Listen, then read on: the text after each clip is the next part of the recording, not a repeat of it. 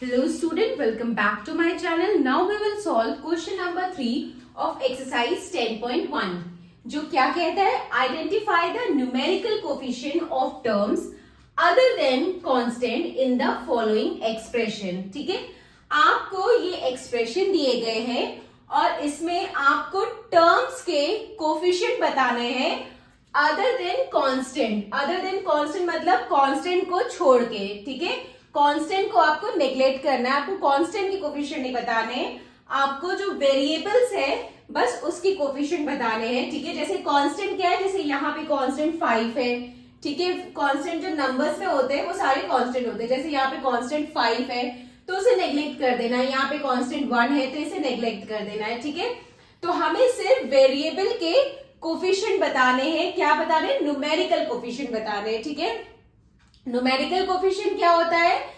जो वेरिएबल के साथ जो नंबर होता है वही न्यूमेरिकल कोफिशिएंट होता है। ठीक है, जैसे यहाँ पे टर्म्स जो है 5 माइनस 3t स्क्वायर, ठीक है, तो हमें कांस्टेंट यहाँ पे नहीं लेना है। ठीक है, कांस्टेंट हमें नेग्लेक्ट कर देना है।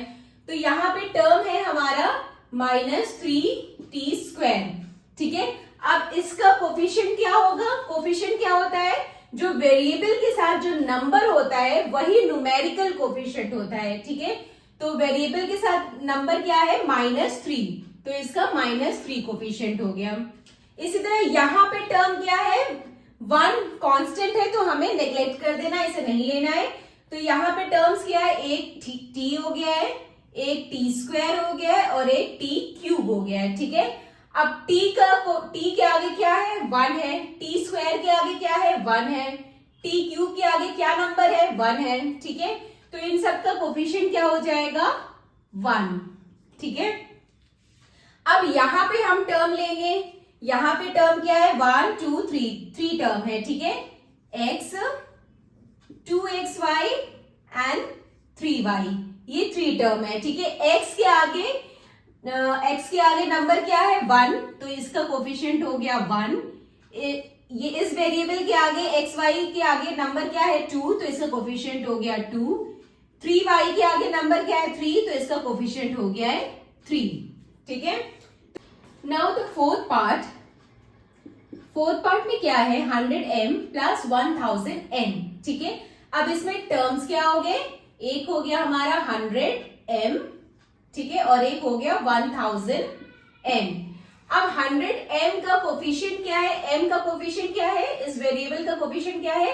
100। ठीक है, अब n का कोफिशिएंट क्या है? 1000। ठीक है, ये हमने लिख दिया। अब नेक्स्ट है -p² q² प्लस 7pq। तो यहां पे हमारे दो टर्म है, एक ये है एक ये है। ठीक है, तो पहले हम लिखते हैं -p² q² और दूसरा है हमारा 7pq। p² के आगे क्या है? 1 है, -1 है, तो यहाँ इसका कोफिशिएंट हो गया -1। 7pq का कोफिशिएंट क्या है? आगे क्या नंबर है? 7, तो इसका कोफिशिएंट हो गया 7। ठीक है, नाउ सिक्स पार्ट में क्या है?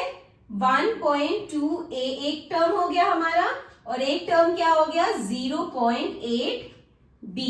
ठीक है, यहाँ पे हमारे पास दो टर्म हो गए। अब 1.2a में a वेरिएबल में क्या नंबर है? 1.2, तो इसका कोफिशिएंट हो गया 1.2।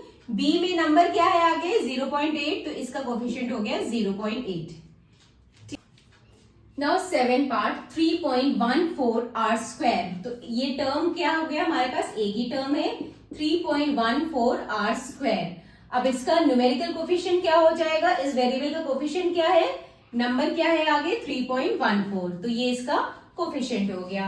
Now this 8 part twice of length plus breadth.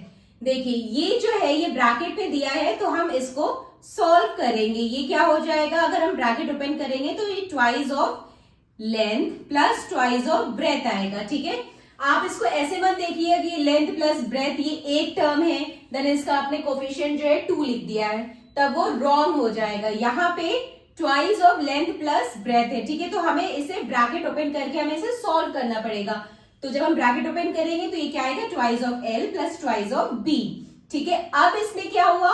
दो टर्म हो गए, एक टर्म 12 और दूसरा टर्म 2b, ठीक है। तो यहाँ पे एक टर्म हुआ 2l और एक टर्म हुआ 2b, ठीक है। अब इसका कोफिशिएंट क्या है, 2l का कोफिशिएंट क्या है 2 और इसका 2b का कोफिशिएंट क्या है 2, ठीक है। ये l को थोड़ा सा और क्लियर लिख देती हूं मैं, 2l, ठीक है।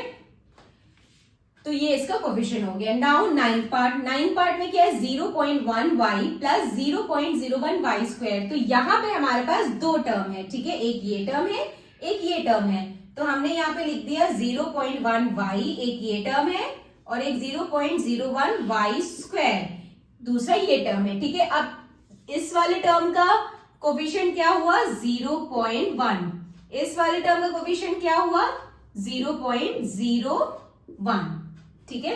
तो इस तरह से हमने कोफिशिएंट निकाल लिया। So this completed our question number 3. Now question number 4 in the next video. Bye bye, take care.